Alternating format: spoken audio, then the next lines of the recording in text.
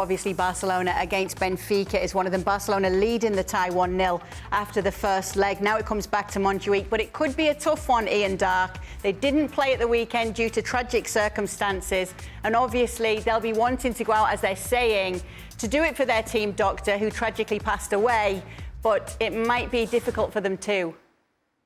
Yeah, I think it is. Obviously, it's a poignant occasion, and it'll be emotional for the Barcelona players. And I think it was right that the game was called off at the weekend because they were obviously in something of a difficult mental state. But looking ahead to this game, you know, the best game I covered this season was between these two clubs. That 5-4 in the league phase, which was incredible, where Benfica, it looked like they should have had a penalty to win it, and Barcelona went down the other end. Rafinha scored, and of course he got the goal again in the first leg of this. So I think this could be a cracking game.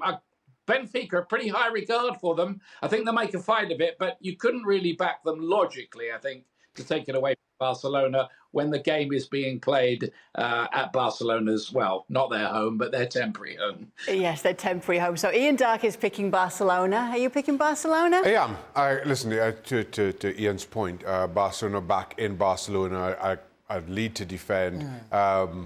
I think they get the job done. And while, yes, that 5-4 result was something that Benfica can take to heart, and all other things being even, I just feel that Barcelona, especially at home, have too much for Benfica, so that's where I'm leaning. Mario? Yeah, that's well, like I said, you know, when we talked about the Munich situation, at certain occasions, like Shaka highlighted it perfectly, certain occasions, people have to understand, you can prep so much, but when you come to a certain stadium, right, and you come there and you look around you and people say, don't get impressed before the game, you know, you see sometimes players, you know, filming stuff with their phones and taking pictures, and people go, why are they doing that? Why are they not focused on the game? Guys, everybody, when we go to certain places, we thought about something. And when we make it that far, regardless if you're Benfica, you're a great team in Portugal, but you understand in the business and the way they set up, everybody talks about them, how they're setting their stuff up. But going to Barcelona is history. And when you come there in history and you're already 1-0 down, now you got to expose yourself. And when you expose yourself, you go wide open. And that field in Barcelona is big. And when you go wide open and you get a 1v1 moments, you don't want to be in that situation. So that's why they have to keep it compact to really do something special. And if they don't do that, they might get exposed, and you don't get exposed nicely when it happens in Barcelona. Fjortoft, who have you got going through? I will stick to Barcelona on this one with Rafinha. I mean, what a story this season, how he's playing. Robert Lewandowski will score his goals, can take them far in this Champions League. But there is one but, because sometimes when Hansi Flick, that I rate highly as a coach, his pressure and how high his defense line standing, he makes Postecoglou look like a careful coach sometimes, the way Barcelona is playing. So something could happen even in this game. Yeah, I'm quite sure Ange Postecoglou would love to have that front three in his Spurs side, though. Yeah, that would be a little bit different.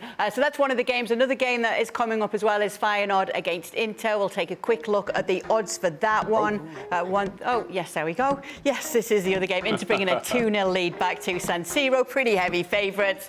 I wonder if they're going to be able to see it out. We'll find out tomorrow. And let's get to the odds for the Madrid derby. Real Madrid bringing a 2-1 lead to the Metropolitano. Very difficult here. And when you look at what happened at the weekend, Ian Darke, in La Liga, the game sandwiched between these two legs was Atleti losing to Getafe, and Mbappe and Vini both scoring for Real Madrid, winning against the very plucky Rayo Vallecano. Does that factor into what we'll see on Wednesday?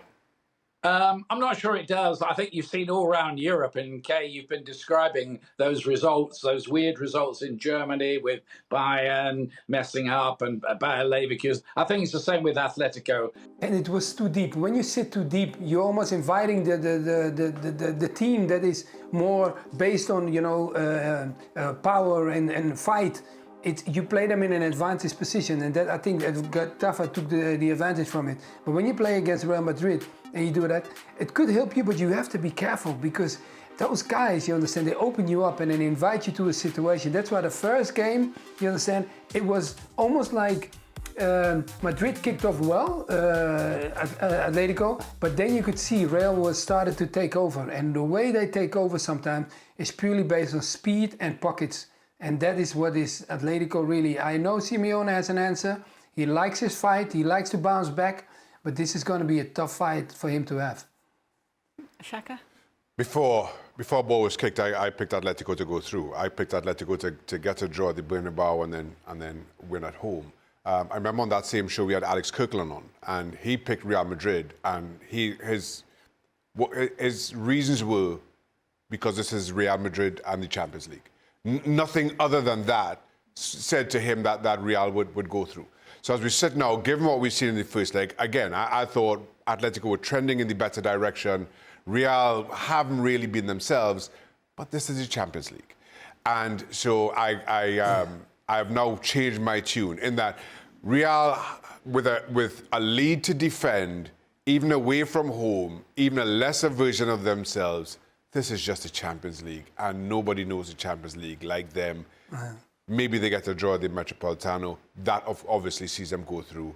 So I'm going to change my pick and go Real to go through. Okay, well, we've seen you change your picks on this show before. Well, it has been known. Don't. Why are you going to bring that up? Let's move on. Let's end with you, Fjortoft, on how you see it. It does feel as though that's one of the only valid excuses, the only teams you can have that excuse for. It's Real Madrid and it's the Champions League. Yeah, unbelievable. I mean, I love my former clubs, but can you imagine playing for a club that feel they just have to win the Champions League? This cup belonged to us. So when they get out there, we're going to win this. Imagine that feeling, what that brings into you. And I saw this weekend as well, the speed they had, Mario. I'm so with you. That Vinicius Jr. goal. Wow, what's going on? I mean, how can you do that in that speed? It's just like unbelievable. It's like when coming into March, April, May, and I always quote Jupp Heynckes, the legendary Bayern coach. He said, the big clubs, there are only 3 important months, and that is March, April, May. And wow, when you see Real Madrid, you think it's true. Yeah, well, we will be finding out on Wednesday, and of course, make sure to be with us on ESPN FC as we look back on everything that goes down in that game. All of the panel will be answering your questions on tonight's Extra Time. Mario, Jan, Ian, and Shaka. You can check it out every single day over on our YouTube channel.